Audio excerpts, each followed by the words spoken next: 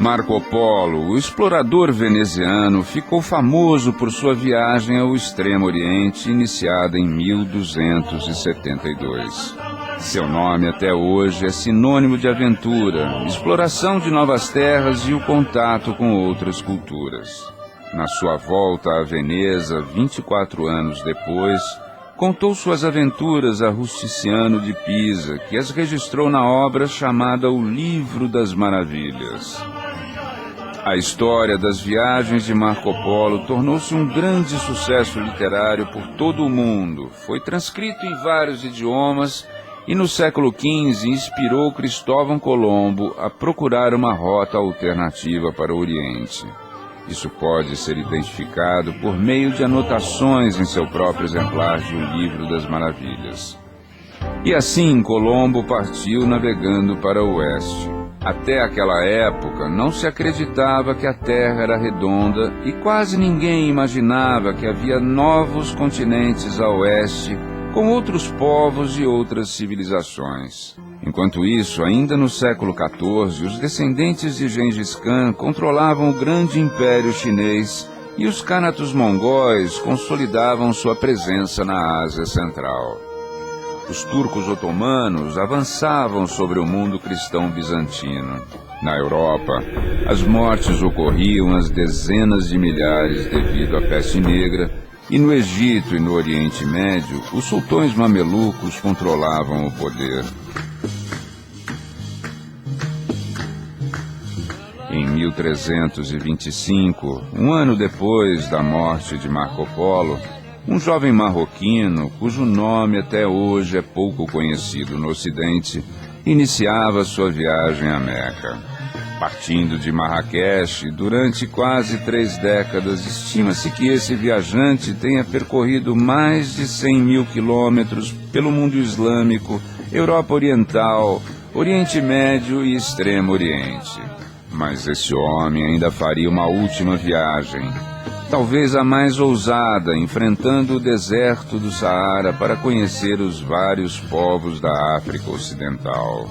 Essa é a jornada que vamos acompanhar de perto para conhecer Ibn Battuta, aquele que é lembrado no mundo muçulmano como o príncipe dos viajantes.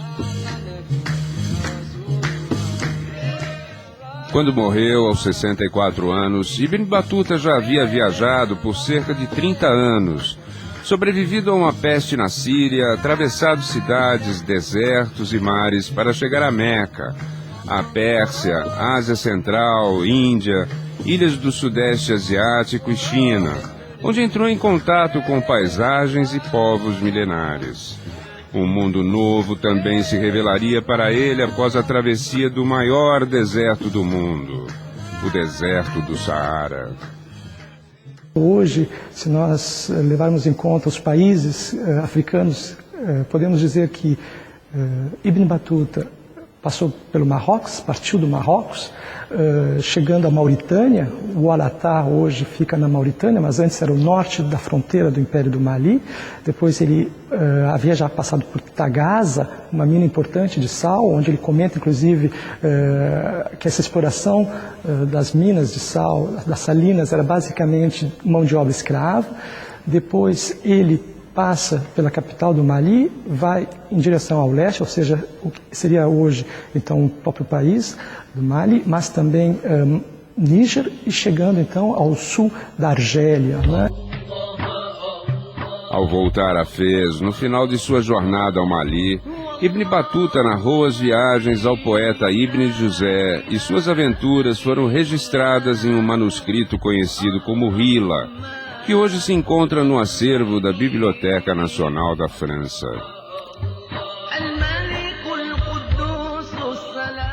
A África que o viajante conheceu começava a ser influenciada pelo Islã. Desde o século VII, o Islã, religião monoteísta fundada por Maomé, começou a ser difundida por várias partes do mundo, inclusive no continente africano. A difusão do Islã e das palavras do Corão Era feita por pregadores que acompanhavam as caravanas de comércio e, deste modo, a língua e a cultura árabe foram assimiladas pelos povos do deserto e da savana. Comme tout le monde le sait, il suffit d'accepter, d'admettre que Dieu est unique et que Mohammed est son messager pour adhérer pleinement à l'islam.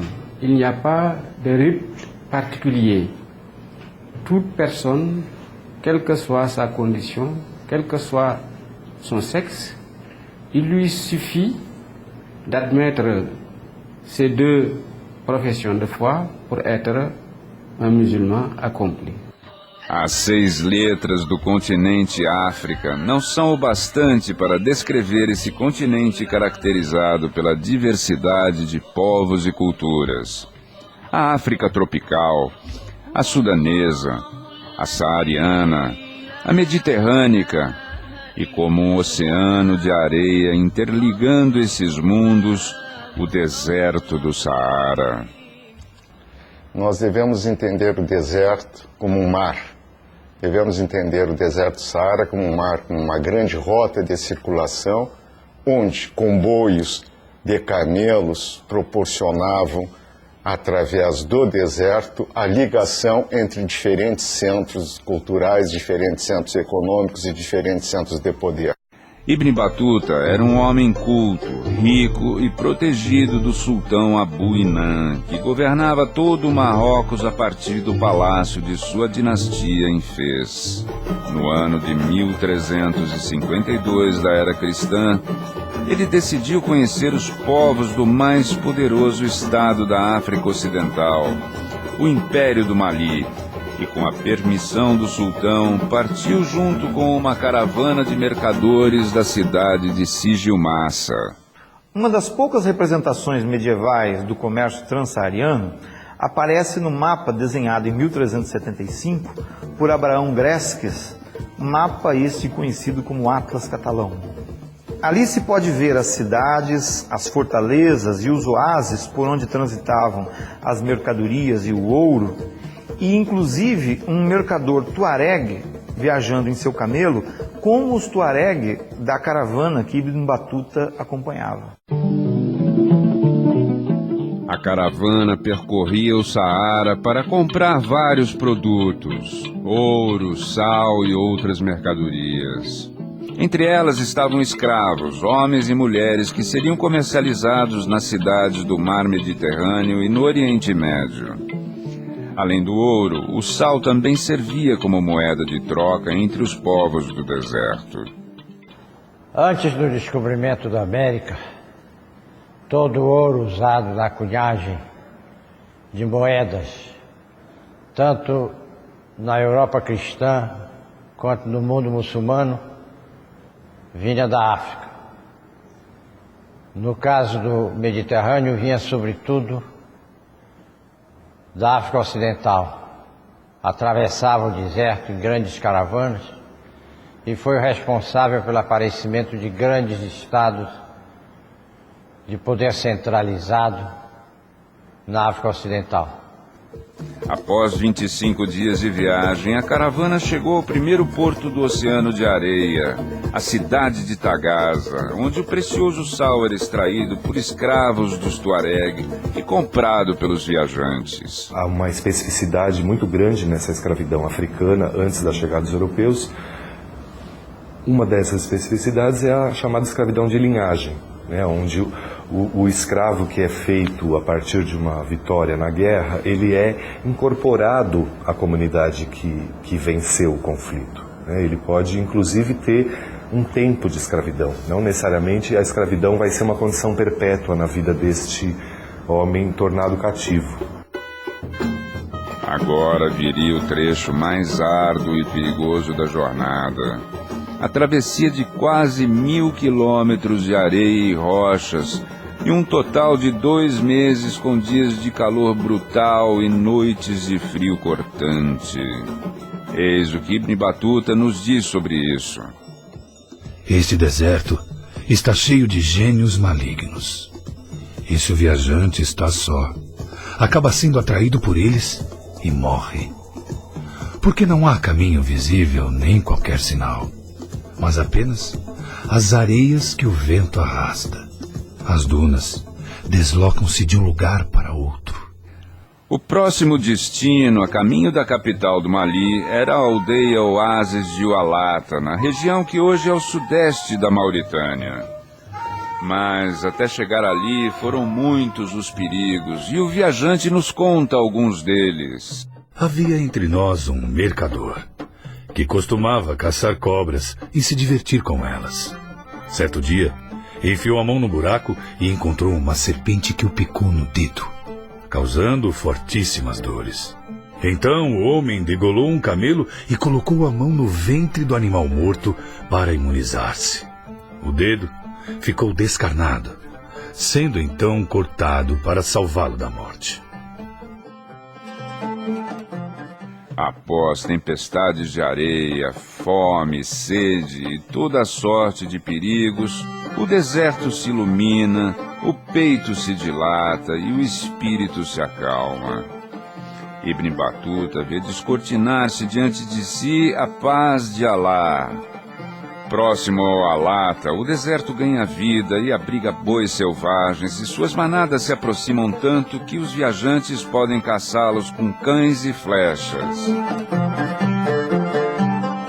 Batuta chega ao grande rio Níger. Aos seus olhos se descortina um mundo novo, com a rica vegetação da savana e animais desconhecidos. Ao ver hipopótamos emergindo das águas e caminhando pela margem do rio, perguntou a um companheiro o que eram e os descreve como animais com cabeça de cavalo e patas de elefante. Como o reino de Gana que o antecedeu e o império de Songhai que o precedeu, o império de Mali teve, sobretudo, sua existência dependente do grande comércio transsaariano que ligava o norte da África praticamente à banda guineense próxima ao Golfo da Guiné.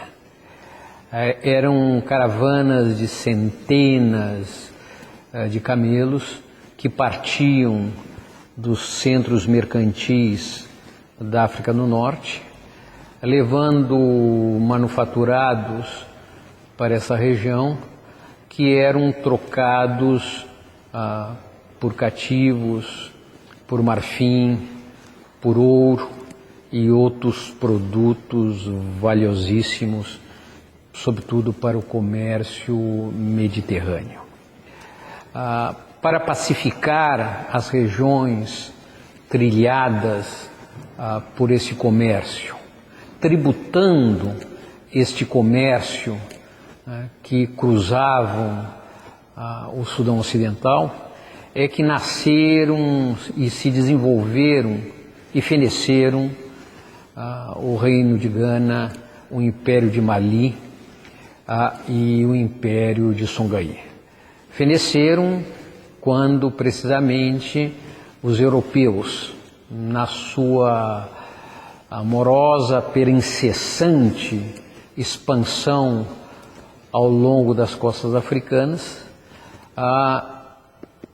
captaram e transferiram este comércio que cruzava o coração da África para as costas, retirando as rendas que contribuíam e garantiam a existência desses grandes estados que haviam conhecido desde os anos 800 até praticamente o século XVII, um processo ascensional, singular e jamais repetido na África Negra.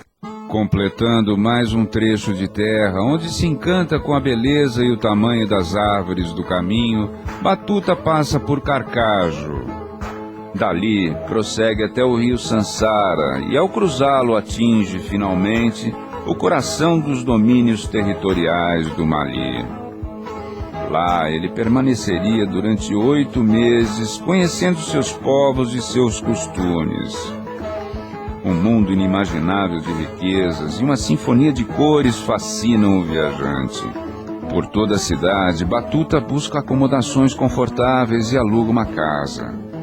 A seguir, dedica-se a conhecer a cultura local e fica impressionado com o artesanato e as finas peças esculpidas pelos artesãos do Mali em argila, madeira e metal. Aos seus olhos aparece uma realidade até então pouco conhecida acima do Saara, e ele toma consciência da existência de povos organizados em sociedades complexas, com formas arquitetônicas originais, escrita própria, músicos, poetas e fiéis devotados a Alá. Mas apesar de difundido há mais de 2 séculos, o islamismo ainda convive com costumes e rituais das religiões africanas tradicionais que o desagradam. Então, à medida que Ibn Batuta viaja pelo deserto e se aproxima da África mais ao sul, há também uma viagem dentro da cabeça dele. Uma viagem que talvez ele nunca tenha sido capaz de concluir, porque até o fim parece que ele manteve um senso de choque. Ele não foi capaz de reelaborar na cabeça uma síntese nova das definições que ele trazia com as observações que ele estava a fazer a cada momento. Depois de alguns meses, graças à intervenção de amigos e autoridades, o viajante é recebido em uma audiência no palácio de Mansa Sulaiman, o mais poderoso senhor da África Ocidental. O fato é que nós temos um império de longuíssima duração. O reino do Mali vai atingir o seu apogeu aí no século XIV, XV, XVI, mas ele vai continuar até bem entrado o século XVIII, que ainda temos indícios de que o Mandi Mansa, o rei do Mali, embora tenha perdido o seu poder anterior, ainda era respeitado como soberano de numerosos reis vassalos, que tinham mais poder militar do que ele próprio. Sobre a cerimônia, o próprio Batuta relata: sob a sombra de uma grande árvore, o povo reúne-se para avistar seu soberano. Músicos e poetas homenageiam o seu rei, entoando cânticos em seu louvor. Uma forte guarda armada o ladeia e protege, sempre atenta. Na linguagem comum, o mais fácil é continuar usando reinos, impérios, imperadores, reinos e assim por diante. Mas, a rigor, seria melhor falar de Mansa. O Mansa tinha uma autoridade própria, que era construída a partir de elementos políticos, religiosos vindos de um lado de culturas que estavam já lá antes da chegada do Islã, e de outro lado, tomadas emprestado ao Islã. Mas o governante o decepciona por não lhe dar atenção nem presentes de valor, contrariando o costume da hospitalidade, que era um hábito difundido em todo o mundo islâmico. Afinal, a ideia que fazia do senhor de tantos povos era de um líder generoso, graças às histórias que ouvira sobre Mansa Musa, irmão de Sulaiman, também conhecido como Kankan Musa, que o antecedeu no trono. O rei chama-se Mansa Sulaiman. Mansa significa sultão, e seu nome é Sulaiman, mas é um soberano sovina, do qual não se pode esperar presente de valor, apesar da riqueza e suntuosidade que se vê quando ele aparece em audiência pública. Seu presente de hospitalidade para mim foram apenas 3 pedaços de pão, 1 pedaço de carne frita e um pouco de coalhada. Quando vi isto, me pus a rir. Diferente de Sulaiman, Mansa Musa era cativante, generoso e tomou iniciativas que fizeram com que o Mali se tornasse conhecido em todo o mundo muçulmano. A projeção da figura de Mansa Musa foi extraordinária também na Europa cristã. É muito provável que ele tenha inspirado a representação do imponente soberano negro que aparece retratado no Atlas catalão, sentado com as pernas cruzadas, à moda europeia, e segurando uma enorme pepita de ouro, símbolo visível de seu prestígio e poder. Ao lado está escrito: esse senhor negro é chamado de Mansa do Mali e é o senhor dos negros da Guiné. Esse rei é o mais rico e o mais nobre senhor de toda essa parte, devido à abundância de ouro que se recolhe de sua terra. Ensina o Corão que todo muçulmano deve ir pelo menos uma vez em sua vida à cidade santa de Meca para oferecer suas preces a Alá. E assim, no ano de 1325 da era cristã, Mansa Musa realizou um feito notável. Seguido de um grande cortejo de toneladas de ouro, fez a peregrinação a Meca, a cidade santa do Islã. Na volta, trouxe consigo arquitetos, poetas e estudiosos da lei muçulmana para o Mali, transformando as cidades de Gao, Gené e Tombuctu em centros do saber. Tombuctu, nessa época, estamos falando do século XIV, estava se transformando já num centro comercial muito importante, que viria a ser um grande centro de produção de literatura escrita. No retorno, Ibn Batuta ainda passaria pelas cidades de Tombuctu e Gao, seguindo pelo rio Níger. Durante a viagem, as surpresas continuam a ocorrer.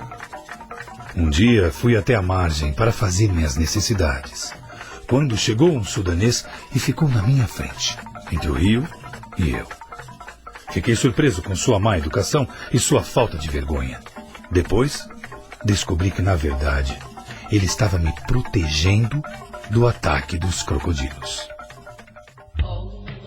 Mas o que Batuta mais estranhou foi que o islamismo coexistisse com os rituais e os costumes das religiões tradicionais africanas. Embora tenha encontrado uma grande quantidade de mesquitas e visto fiéis fazendo as orações em homenagem a Alá, não se conformava com os hábitos e costumes contrários aos ensinamentos do Corão.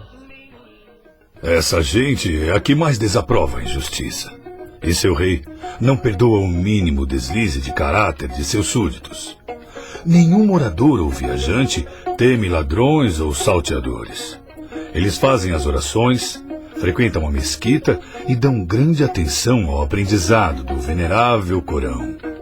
Em compensação, suas servas escravas e meninas aparecem nuas em público. E suas mulheres não usam o véu na presença do rei. Seus poetas recitam versos desavergonhados. E eles comem animais impuros. E este foi o Mali que Batuta conheceu. Rico, complexo e carregado de contrastes, com uma história e uma cultura muito próprias. Ele chegaria de volta ao sul do Marrocos no início de 1353, acompanhado de uma grande caravana que transportava um sem número de mercadorias e ele próprio novos conhecimentos sobre o mundo.